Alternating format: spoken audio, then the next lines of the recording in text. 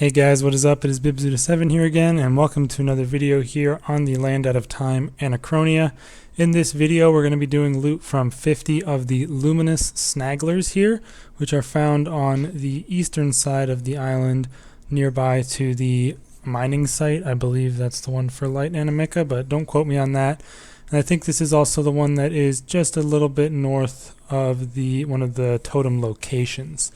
And yeah, these ones are pretty fun to kill. I like the look of these ones. These are probably second best to the lamp and floras for me in terms of the looks. I really do like the new monsters, though. They all look really good, so I appreciate that from Jagex. These ones do have a bit of a higher health total, clocking in at 58k health, which is quite high compared to the other plants. It's pretty much the same as the liverworts.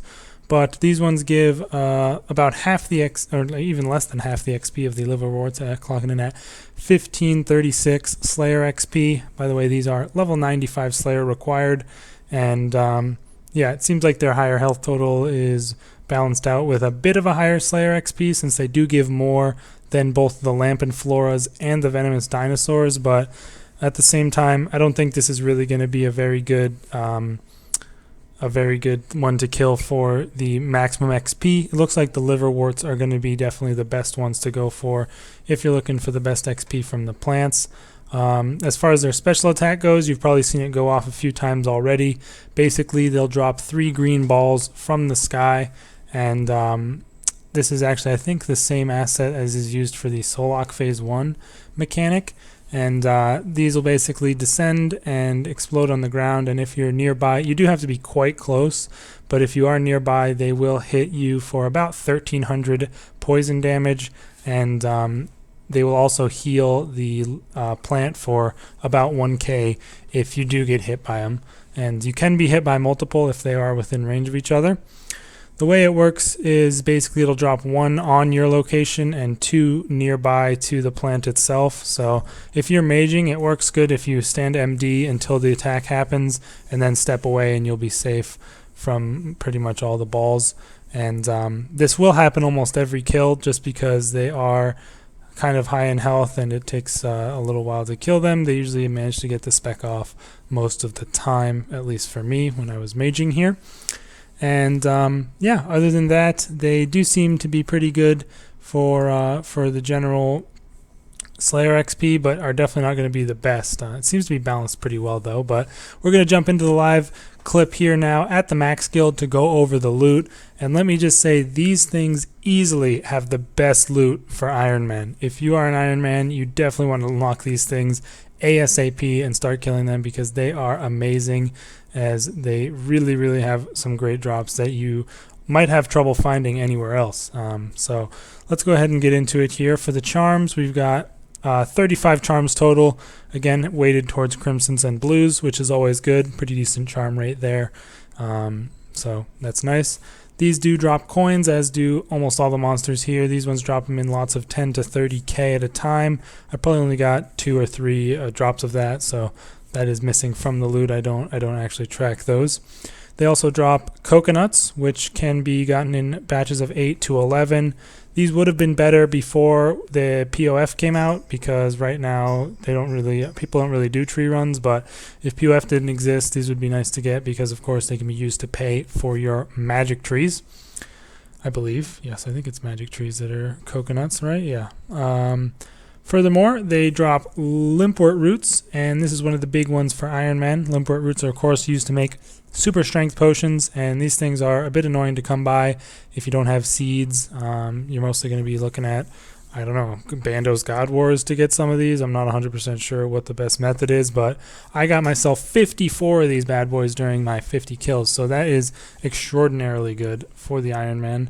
They also drop white berries, which is another annoying secondary. These, of course, used to make yourself those super defense potions, and these drop in lots of 8 to 11, which is a lot, you know, and I got 50 of them in my 50 kills. So 2 great herblore secondaries for Ironmen that are also worth a decent amount if you're on a main, obviously looking to sell these things. So definitely a good drop table here. They also drop mud runes, which can be gotten in batches of 20 to 30, and these of course are good to make those extreme magic potions, and are also worth a decent amount as well because of course people are using them to make them on main accounts. I got 127 of those, so they do drop them pretty commonly. These ones also seem to drop the most herbs out of any of the other monsters because they drop grimy lantidimes and grimy quarms in batches of 4 or 5 to 10. So I think the batches are just larger from these ones, which seem to be the reason behind so many more herbs. I got 53 lantidimes and 28 quarms in my 50 kills. So really, really nice drops for your herb lore on Ironman here. Or if you're on the main, these are all worth a decent amount as well. So can't really complain with it. They also drop water orbs from 4 to 8 at a time. Decent drop there. Their salvage is huge blunt adamant salvage, dropped 2 at a time, noted. I also got 3 of the Luminous Snaggler seeds, of course. And another big one for Ironman here, they do drop spirit weed seeds, which are definitely an annoyance to come by, as I can't think of like even anything else that drops them besides like maybe Chaos Elemental. These things are super annoying to get, and these are now a really good source of them. They're actually even worth 20 to 30k per drop. If you look here, it's one of the most expensive seeds as far as I know, almost 9k each, just because of how rarely they come into the game. So hopefully this will bring down the price of summoning potions a little bit for the mains as well, because they were getting a little bit ridiculous. And for Ironman, there's a pretty decent steady source of them that you can farm up here at the Luminous Snagglers. So that is pretty much all the loot. Again, definitely a great one for Ironman. 95 Slayer. I would highly recommend killing these bad boys for all these nice supplies. And look at that, the loot is even really great for main accounts compared to all the other ones. This is actually the second highest loot so far, missing out only by a little bit to the Ripper dinos that clocked in at 1.5 mil. So definitely one of the best money ones to do out there, although the Slayer XP might not be as great as something like the Liverworts or the Lampinfloras. Definitely going to be a great one to do, especially because the Lampinfloras, which are the next Vile Bloom, aren't even unlocked until 102 Slayer, so you have a nice 7 levels in there where these will be probably your best ones to kill. So yeah, really, really great loot. I enjoyed fighting these ones, although their spec is a bit annoying. It's easy to get used to being ready to move away from it, and I think I'm definitely going to enjoy killing these on my hardcore in the near future.